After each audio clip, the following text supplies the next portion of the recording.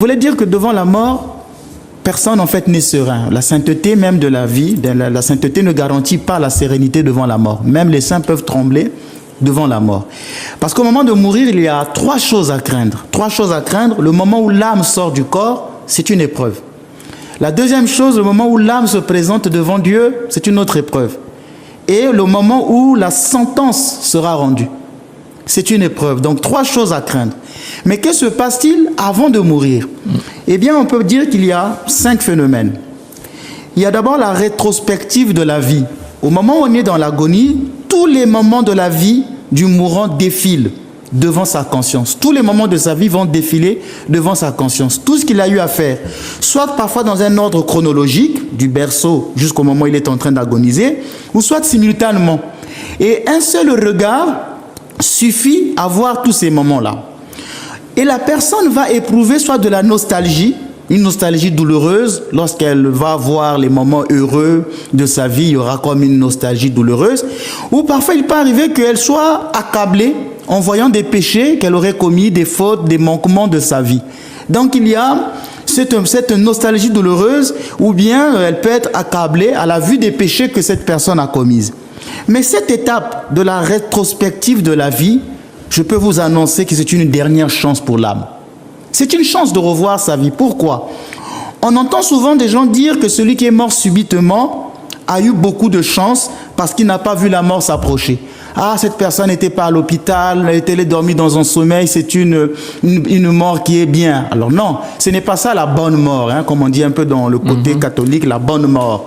La bonne mort, ce n'est pas le fait d'aller dormir, de ne pas avoir été à l'hôpital. Ah, j'ai connu une bonne mort. Non, il faut que chaque personne voie la mort arriver. Pourquoi? Parce que c'est une dernière chance pour dire au moins, Seigneur, pardonne-moi. En voyant les péchés, Seigneur, pardonne-moi pour ceci ou cela. On a le temps encore de faire un acte de contrition en ce moment-là. C'est pourquoi cette première étape de la rétrospective de la vie, elle est importante de revoir tous les événements de sa vie. C'est comme un examen de conscience. Deuxièmement, au moment de mourir, la personne a ce qu'on appelle une forme de sensibilité. La personne mourante est consciente des paroles et attitudes des gens qui l'entourent. Même lorsqu'elle est dans le coma, elle peut entendre ce que vous dites. C'est pourquoi dans une émission ici, je disais, les gens qui parlent mal du mort. C'est la même chose de quelqu'un qui est en train d'agoniser. Cette personne peut entendre, même dans son agonie, ce que vous dites, même lorsque vous êtes à distance. Et donc cela peut le réconforter ou le troubler. Nous connaissons une personne qui avait fait une expérience de mort imminente. Quand elle est revenue à elle, elle a dit à son neveu, sors de là. Pourquoi? Parce que ce neveu est en train de mal parler de sa tante au moment qu'elle faisait l'expérience de la mort. Donc vous voyez bien qu'il y a une forme de sensibilité. Troisièmement, il y a des phénomènes de clairvoyance et de vision géographique. La personne, le mourant, va voir d'autres personnes qui sont en train de mourir au même moment qu'elle. Elle peut les voir. Que dans cet hôpital, il y a aussi telle personne à telle distance qui est en train de mourir. Elle peut aussi voir des personnes de son entourage qui sont déjà mortes. Vous m'avez dit, est-ce que les personnes mortes de notre famille peuvent nous rejoindre? Oui, en ce moment-là, la personne aura des visions des personnes de sa famille mortes auparavant. Quatrième chose, il y a ce qu'on appelle des apparitions, des visions et des auditions surnaturelles. C'est-à-dire que les anges, les saints, la Mère de Dieu, la Vierge Marie, ou le Christ lui-même vont apparaître au mourant. Il va les voir venir dans sa chambre. Il va apparaître au moment. Mais normalement, les apparitions des saints, des anges, de la Vierge Marie ou du Christ lui-même sont réservées pour des âmes justes, des âmes saintes. Elles ont pour but de le réconforter, de lui donner du courage. Parce que je vous disais que le moment de l'agonie, au moment où l'âme va se séparer du corps, c'est une épreuve très difficile, d'où il peut y avoir des agonies douloureuses. Et donc le Christ vient, ou la Vierge Marie, ceux qui ont surtout beaucoup prié la Vierge Marie, c'est pourquoi dans l'église orthodoxe, lorsque nous faisons la prière des complis, on demande beaucoup à la Vierge de nous assister au moment de notre mort. Même pour ceux qui ont été justes toute leur vie, oui. Ils ont une agonie difficile et douloureuse. Non, on peut l'avoir. Par exemple, au moment de la mort, je disais qu'on n'a pas toujours cette sérénité. Oui. Mais souvent, ces apparitions ont pour but de réconforter l'âme, qui après va mourir paisiblement. D'accord. Par contre, pour les pécheurs, l'agonie est souvent très difficile parce qu'il y aura l'apparition des démons au moment de leur trépas. Et elles sont communes et universelles, ces genres d'apparitions. Le démon apparaît à chaque âme, surtout aux pécheurs. Ces démons viennent dire tous les péchés de l'agonissant et vont troubler son âme. Regarde ce que tu as commis, regarde ce que tu as fait. Donc la personne est prise dans un effroi et va beaucoup s'agiter au moment de sa mort. Ils viennent aussi, ces démons-là, pour s'emparer de son âme, afin de l'emmener dans les enfers. Et c'est pourquoi, dans l'Église orthodoxe, lorsqu'une personne agonise, le prêtre célèbre ce qu'on appelle l'office dans la mère de Dieu avant la séparation de l'âme et du corps. Le prêtre, quand il sait que la personne est dans l'agonie, il y a des prières avant la séparation de l'âme et du corps. Alors, pendant l'apparition des démons ou des anges... Pardonnez-moi, oui.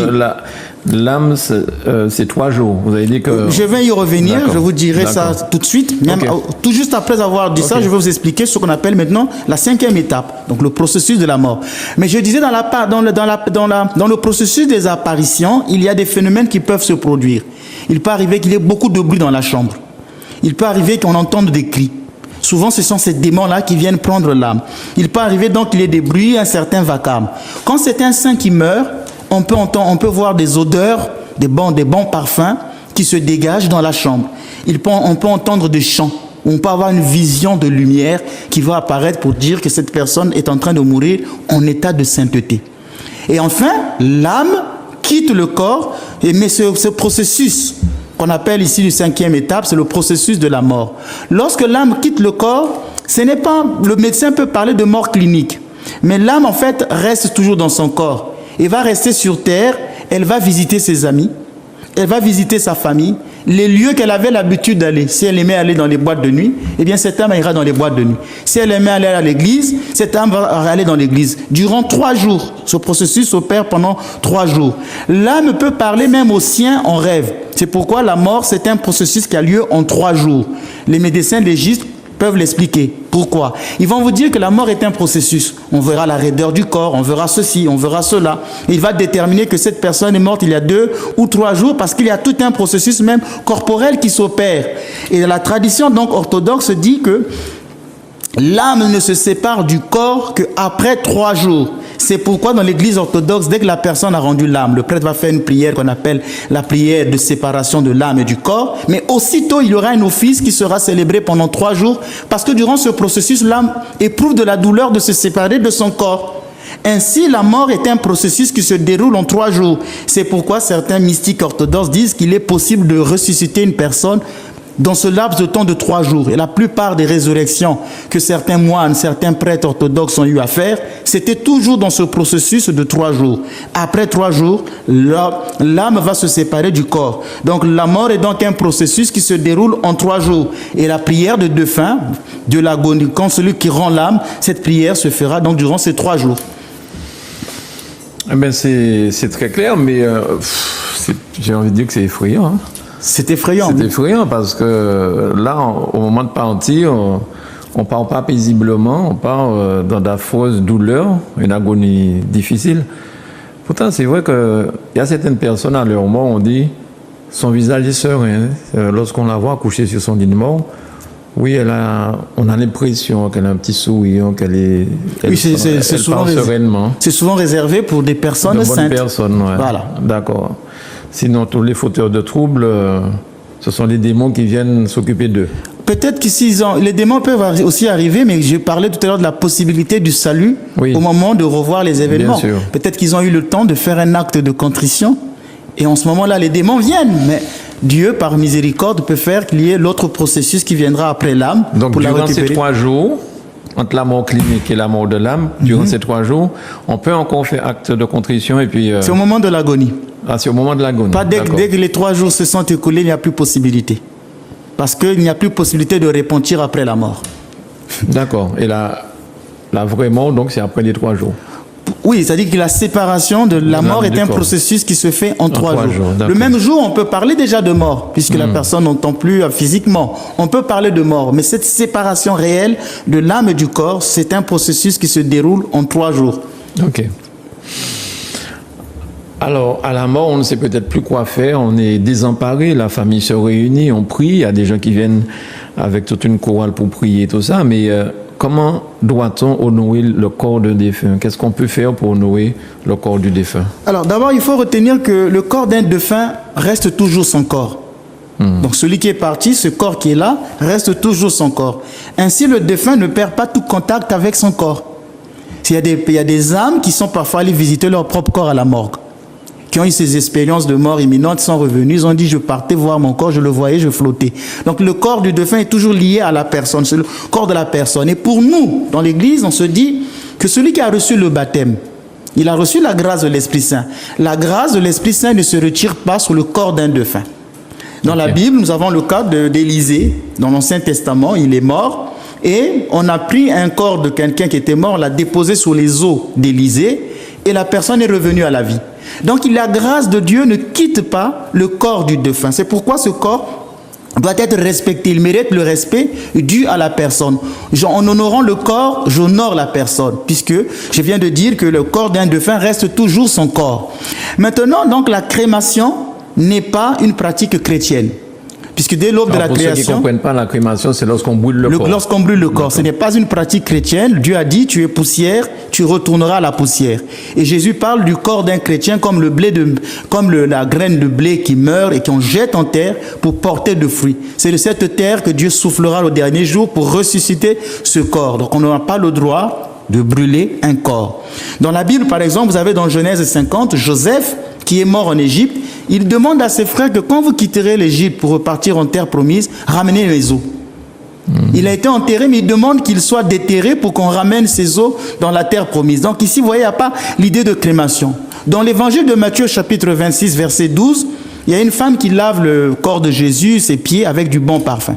Et Jésus dit que cette femme l'a fait en mémoire de mon ensevelissement. Mon ensevelissement. Il ne dit pas pour l'ensevelissement de mon corps. Donc il montre qu'il y a toujours un rapport entre le corps et la personne. Mon ensevelissement. C'est pourquoi le corps du défunt doit être lavé. Il doit être parfumé. Il doit être revêtu d'habits propres. Il doit être correctement positionné. Ça veut dire quoi correctement positionné? Chez nous, on veut que le corps du défunt regarde, sa tête regarde vers l'Orient. C'est là le Christ reviendra, d'où l'on tourne la tête vers l'Orient. Ce corps doit être couronné. Dans l'église, par exemple, orthodoxe russe, le prêtre met une prière, une couronne sur sa tête, et sur cette tête, on a écrit le trisagion. Le trisagion, c'est la prière des anges. Saint Dieu, Saint fort, Saint immortel, aie pitié de nous. Le corps doit être béni. On emmène le corps à l'église pour que le prêtre prononce une bénédiction de ce corps. Le corps sera encensé. Et le jour de la résurrection, chaque personne retrouvera son corps. Chaque personne retrouvera son corps le jour de la résurrection. Mais ce corps ressuscité sera le même, et cependant, ça sera un autre corps. C'est la même personne, mais avec une autre forme de modalité d'existence. C'est pourquoi le corps du défunt doit être respecté. Jésus lui-même, quand il est mort, on a respecté son corps. On n'a pas dit, bon, écoutez, il est mort. Il y a eu les femmes myrophores, c'est-à-dire des femmes qui portent la myrrhe et qui ont honoré le corps de notre Seigneur Jésus-Christ. C'est pourquoi dans l'Église, c'est une tradition de toujours respecter les corps des défunts. Et il y a des corps de saints, par exemple, qui ne connaissent pas la putréfaction, qui sont vénérés. Ce sont des reliques, d'où l'importance des reliques dans l'Église. Donc le corps d'un défunt, c'est toujours une relique. Le corps d'un défunt baptisé, un chrétien, son corps reste toujours... Comment on peut expliquer ça justement, que le corps, il n'y a pas de putréfaction pour certaines personnes? Mais ces phénomènes-là annoncent la résurrection. Ce sont des signes qui montrent que réellement le corps sera ressuscité, que le corps va naître incorruptible. Et Dieu, pour nous montrer que le corps ne perd pas toujours sa valeur, a fait que certains saints ont des corps incorruptibles qui ne ont pas pourri comme on dit.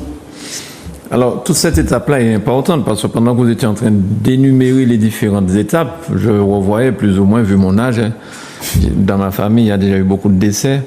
Donc, laver le corps, l'habiller avec des vêtements propres, l'orienter donc vers l'Orient, comme vous dites, le parfumer, et ensuite, à l'église, le prêtre avec l'encens, avec tout le cérémonial. Je ne pensais pas que ça avait une importance pour l'après, en fait. C'est très important. C'est Saint Paul qui dit dans 1 Corinthiens 6, verset 19, « Votre corps est le temple du Saint-Esprit ». Il ne dit pas seulement votre âme. Il ne faut pas aller dans certaines dualités platoniciennes. L'expression est trop forte, c'est de la philosophie. Je voudrais faire de la simplification de langage. Il ne faut pas rentrer dans une certaine dualité de se dire que le corps n'est rien, c'est un déchet. C'est ce que disaient les philosophes de l'Antiquité. Le corps, c'est l'âme, le corps est la prison de l'âme. Dans l'anthropologie chrétienne, le corps et l'âme sont unis et sont appelés à être au service de Dieu. Dieu a pris chair pour sanctifier ce corps que nous avons. C'est pourquoi le corps mérite d'être respecté. Le corps, on ne peut pas faire n'importe quoi avec son corps. On ne peut pas faire n'importe quoi avec son corps parce que ce corps est devenu temple de l'esprit. En mourant, le corps ne perd pas sa valeur. Il est appelé un jour à être sanctifié, le jour de la résurrection. Et donc, quand quelqu'un meurt, on respecte ce corps. On n'en fait pas n'importe quoi avec. Bien. Alors, on est mort, après les 3 jours, l'âme s'en va, l'âme quitte ce corps physique. Où va-t-il après la mort? Alors, au moment où la personne va mourir... va-t-elle, pardon, l'âme? Oui, l'âme. Oui. La personne, au moment où elle va mourir, il y a 3 étapes encore. Tout à l'heure, au moment de l'agonie, il y avait 5 étapes. Oui. Maintenant, après que la personne ait rendu l'âme et que le corps et l'âme se sont séparés, après le processus des 3 jours, l'âme va passer dans 3 endroits. Il y aura la traversée des péages, il y aura le jugement particulier et il y aura l'état intermédiaire. Première étape, la traversée des péages, que nous, dans l'église orthodoxe, on appelle la télonie. C'est quoi? Après la mort, d'abord, il faut retenir qu'après la mort, l'âme garde toute sa conscience.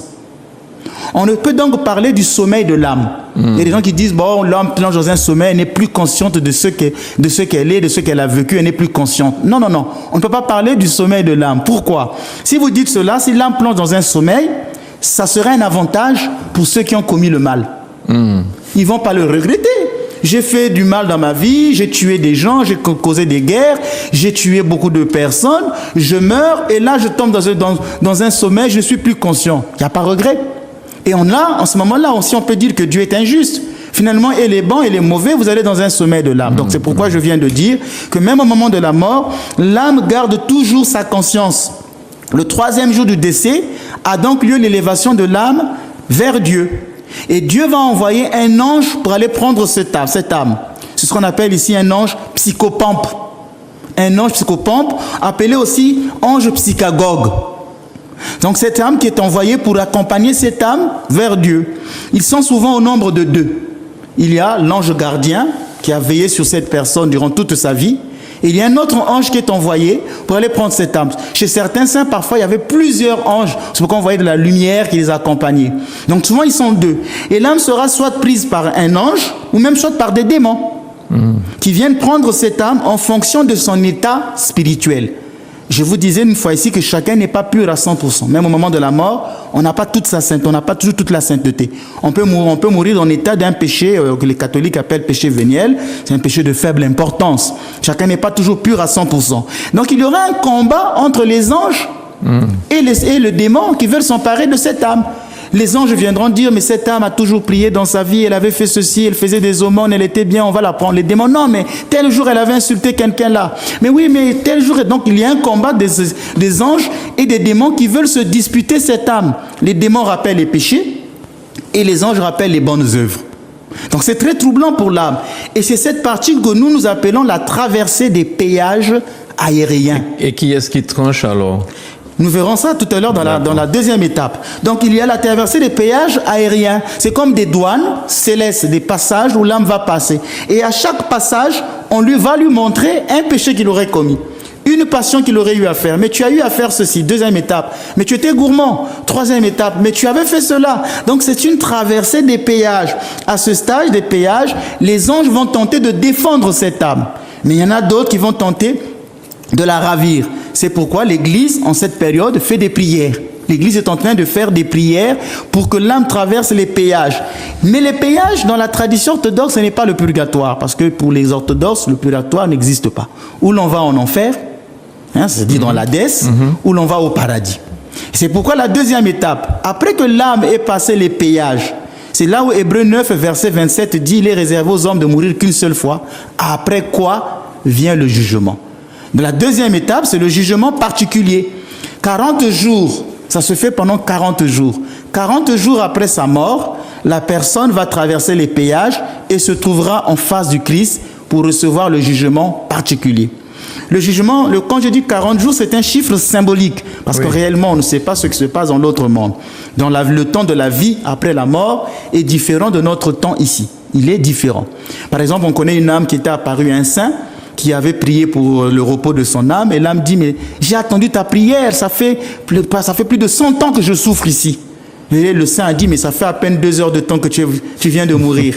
Donc le temps qui est dans l'autre monde n'est pas le même. Ici, le chiffre 40, c'est un chiffre symbolique. C'est pourquoi dans la Bible, on parle du chiffre 40 comme la montée vers Dieu. Élie fait 40 jours pour marcher vers Dieu. D'accord. Moïse fait 40 jours pour marcher vers Dieu. Jésus jeûne pendant 40 jours. Dans le chiffre 40, c'est pourquoi dans l'église orthodoxe, quand quelqu'un meurt, la prière de défunt se fait pendant 40 jours. Tout à l'heure, Manuela aura l'amabilité de nous montrer par exemple cet office de défunt. Et cet office est célébré pendant 40 jours. Et vers la fin, je parlerai encore de cet office. Donc 40 jours après la mort, l'âme va se présenter devant le Christ pour recevoir son jugement particulier. Mais c'est souvent les saints. Les saints souvent ne passent pas par les péages. Les saints, quand ils meurent, ils sont directement, on peut voir cet office de défunt qui est célébré pendant 40 jours après la mort. Il y a des étapes dans cet office. Alors nous y reviendrons. Donc souvent les saints ne passent pas par les péages. Et même dans l'église catholique, ils disent que quand les saints meurent, ils ne passent pas par le purgatoire. Directement, ils sont reçus dans la vision béatifique. Donc le jugement particulier n'est pas vraiment un jugement en tant que tel. C'est une récompense. Puisque la personne se retrouve devant le Christ, c'est qu'elle est sauvée. Tandis que les âmes qui sont troublées, qui sont prises par les démons, ne passent pas ce jugement particulier parce qu'ils sont directement entraînés vers l'Hadès. Et après, il y a ce qu'on appelle la troisième étape, c'est l'étape, ce qu'on appelle l'état intermédiaire.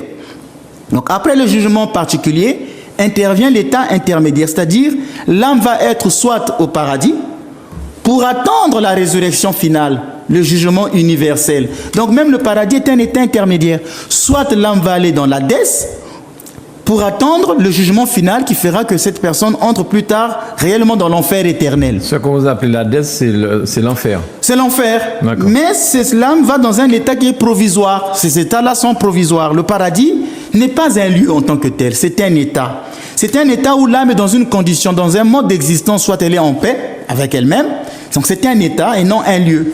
Ou soit elle n'est pas en paix, elle est troublée, ce que nous pouvons appeler ici l'Hadès. Mais ces deux lieux sont partiels et provisoires parce qu'il faut attendre la fin des temps, soit pour rentrer dans le paradis qui est, ici on appellera le royaume des cieux, donc le paradis est un état, et après la résurrection finale, nous rentrerons dans le royaume des cieux, ou soit la personne ira vraiment dans l'enfer. Alors, au paradis, il y a de nombreuses demeures. Comme dit Jésus, dans la maison de mon Père, c'est Jean chapitre 14, dans la maison de mon Père, il y a beaucoup de demeures. Au paradis, il y a beaucoup de demeures. Les âmes justes vivent cette vie à différents degrés. Chaque âme verra Dieu en fonction de sa pureté.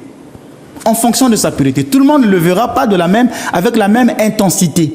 Cela dépendra. C'est pourquoi tous les saints ne rayonnent pas tous de la même lumière. Parce qu'il y a des gens sur terre qui ont vécu une ascèse terrible.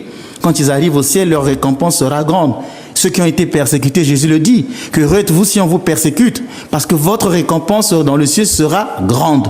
Donc chaque âme ne voit pas Dieu de la même manière, cela sera en fonction. Les âmes, par contre, qui vont dans l'Hadès sont isolées. Elles ne peuvent pas voir d'autres âmes, elles souffrent d'une solitude, d'une souffrance intense, elles sont isolées. Mais les âmes qui sont dans le paradis ne sont pas isolées. Voilà ce qu'on peut dire de ces étapes intermédiaires.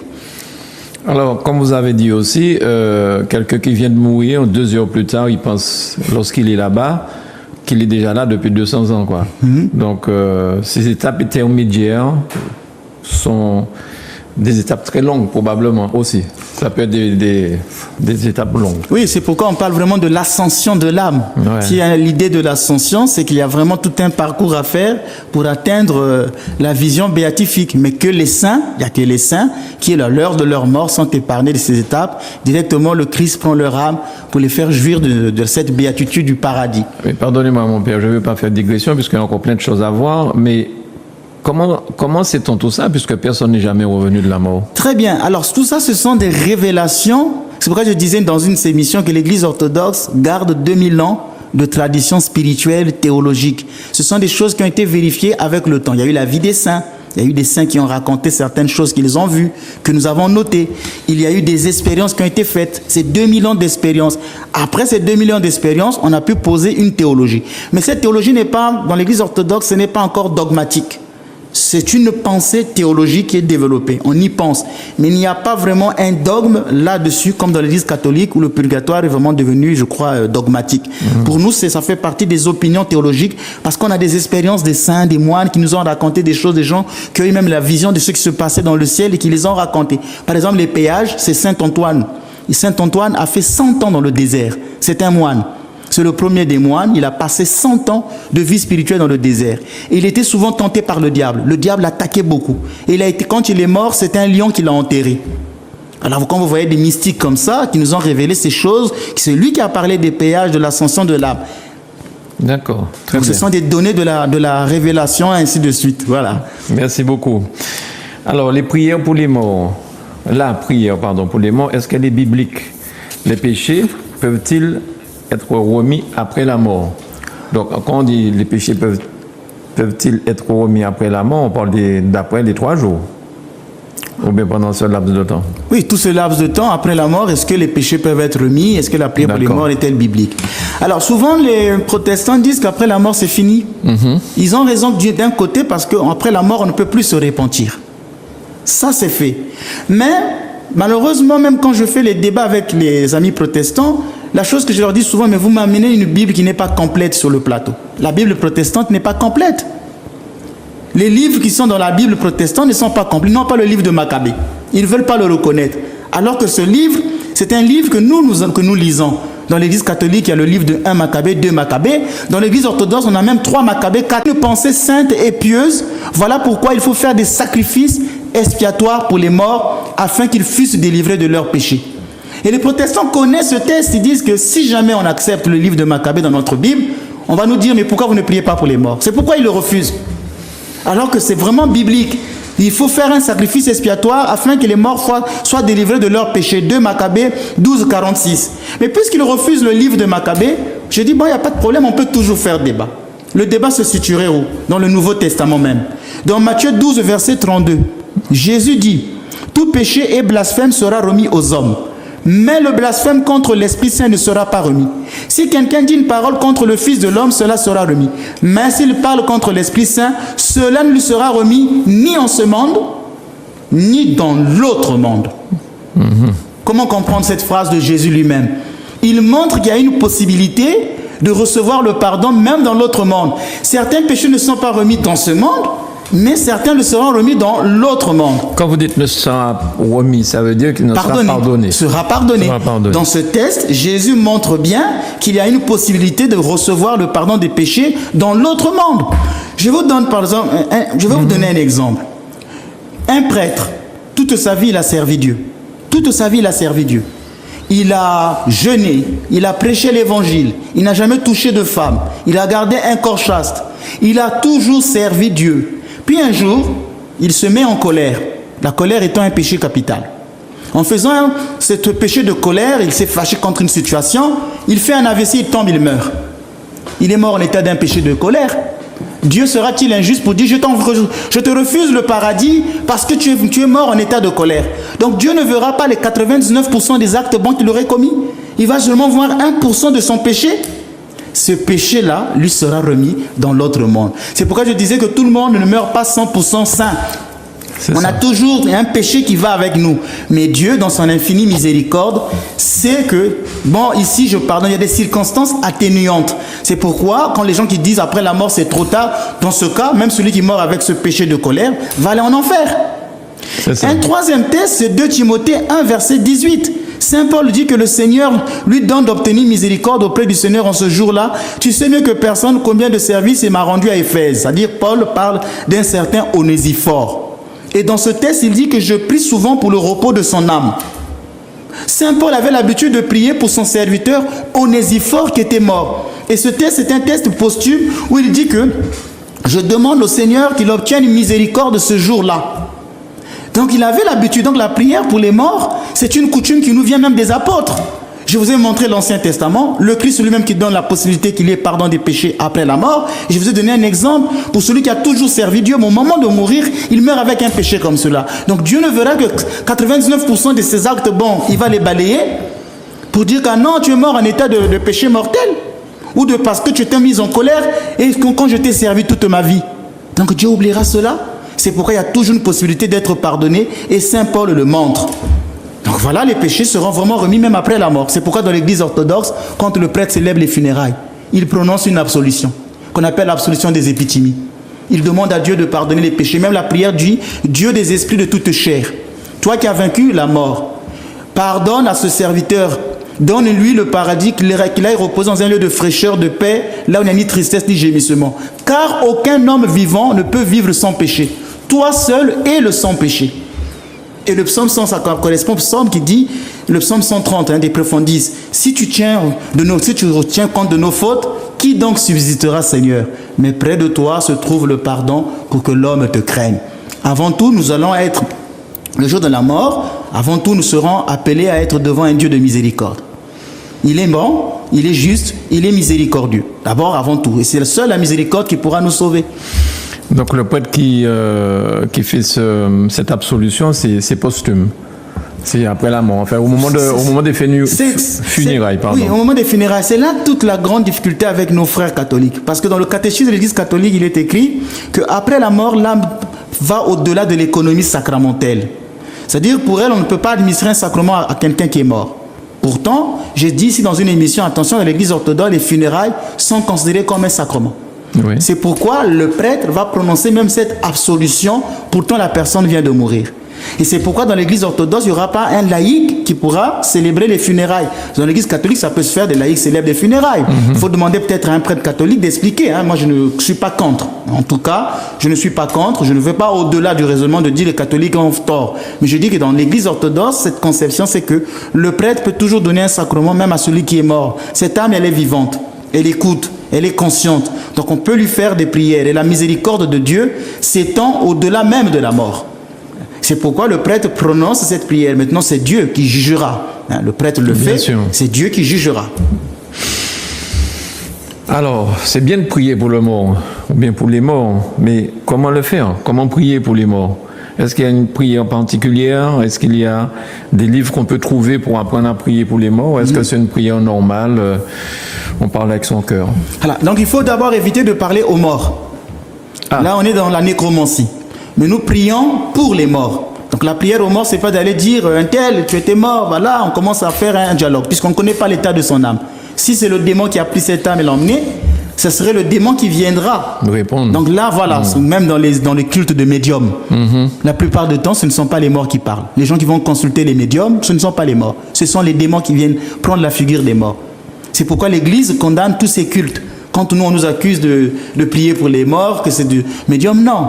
Par contre, la prière, elle est adressée à Dieu en faveur de telle âme. Maintenant, il y a 3 choses que nous demandons lorsque nous prions pour les morts. Il y a ce qu'on appelle l'office de la paniquide. Je demanderai à Manuela d'avoir encore la délicatesse de nous montrer ce beau livre de l'office des défunts. Dans l'Église orthodoxe, cet office de défunt est appelé office de paniquide. On le célèbre pendant les 3 jours, quand il y a l'agonie, pendant 9 jours, pendant 40 jours. Ici en Martinique, vous avez une tradition du 9e jour. C'est une belle tradition. Mais la tradition chrétienne veut que lorsqu'une personne meurt, on prie pour elle pendant 40 jours. Cet office est aussi célébré tous les samedis. Parce que pour nous, dans l'église orthodoxe, le samedi, c'est le jour où nous commémorons les morts. Le Christ étant dans le tombeau le samedi.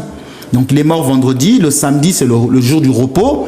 Et donc, le jour de samedi, il y a 5 minutes pour des prières pour les morts qu'on appelle la liturgie. Il y a une deuxième chose, c'est la divine liturgie ou la messe. Parce que le Christ est mort pour les vivants comme pour les morts. Et donc, lorsqu'on célèbre l'Eucharistie en citant les noms des morts, ils reçoivent la grâce de ce sacrifice. Le sacrifice eucharistique n'est pas célébré que pour les vivants. Il est célébré aussi pour les morts.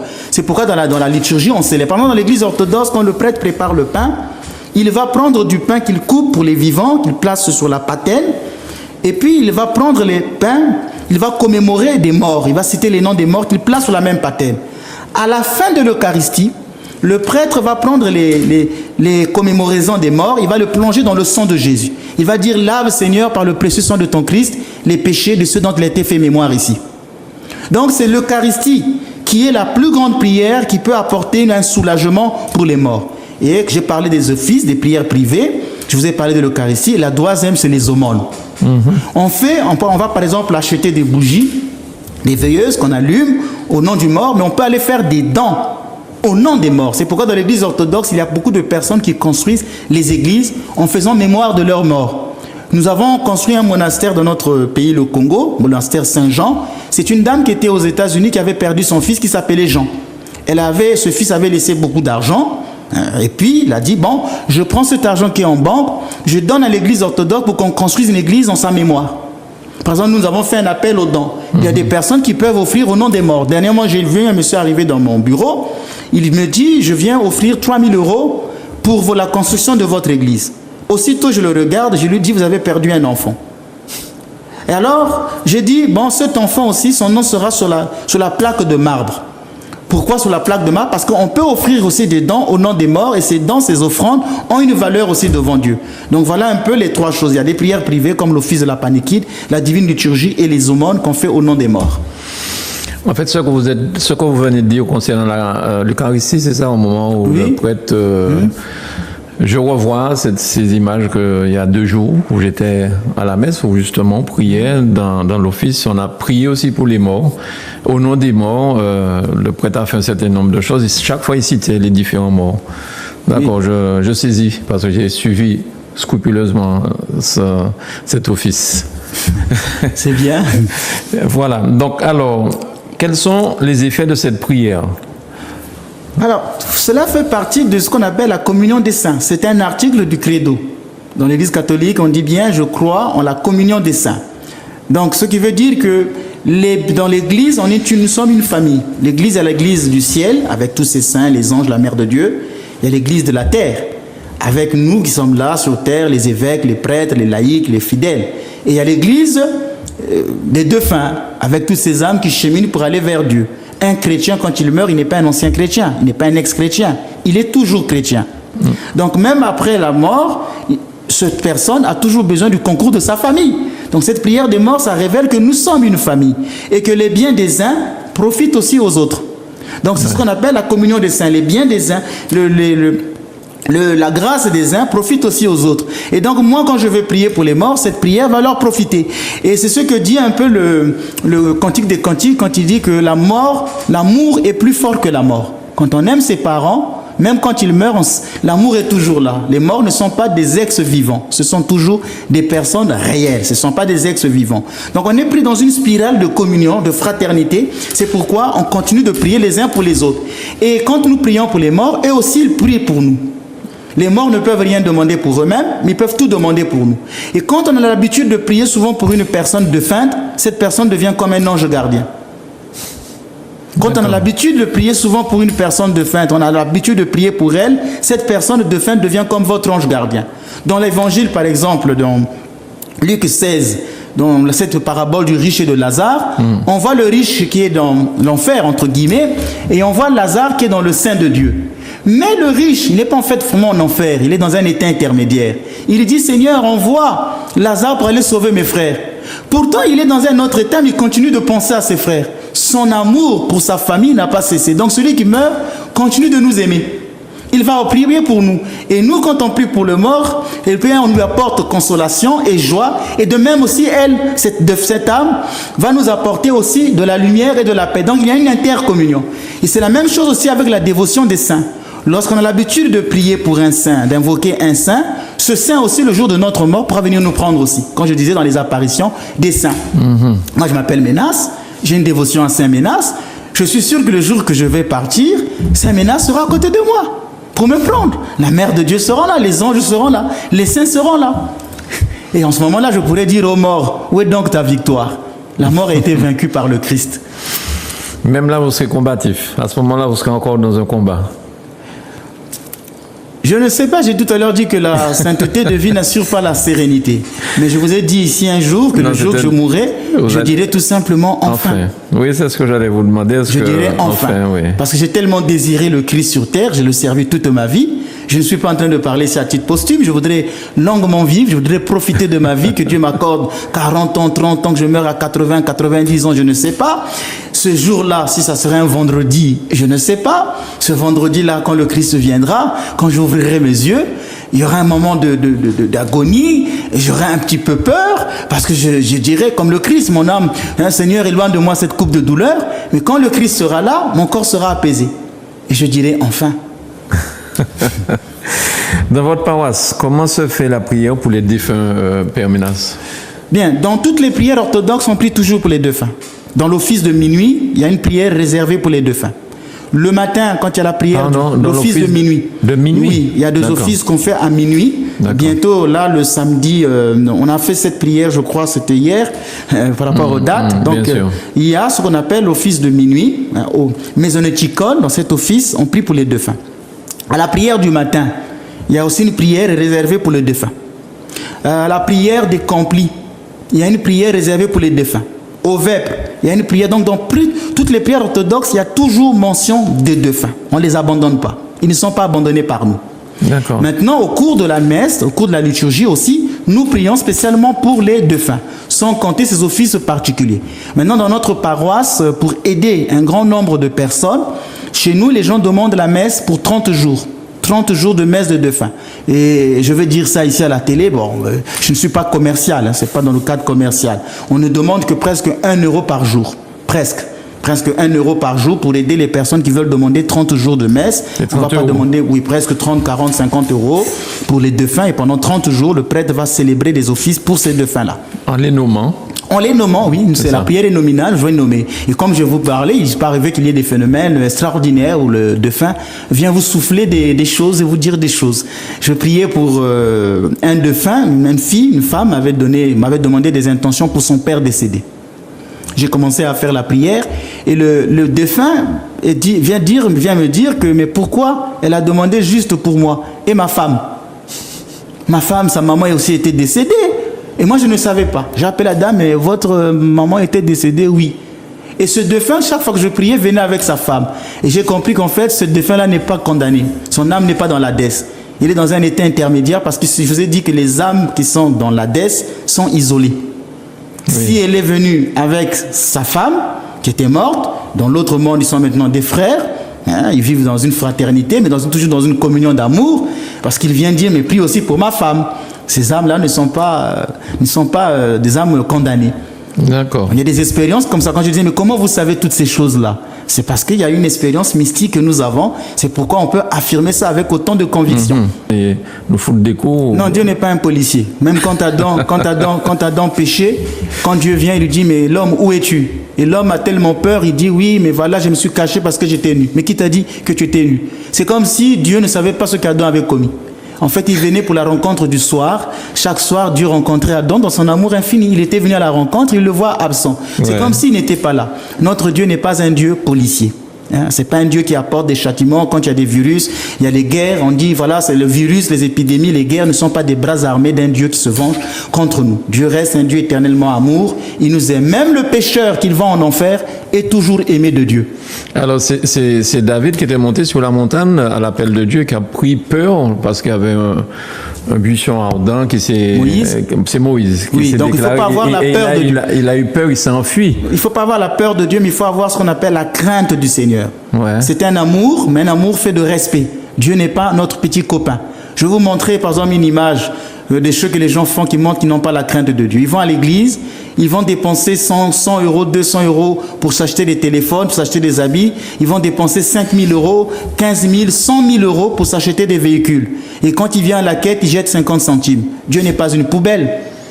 Là, ça montre qu'il n'y a pas la crainte de Dieu. Donc, ce n'est pas la peur de Dieu en m'éloignant. La crainte de Dieu, je m'approche, mais avec respect. D'accord.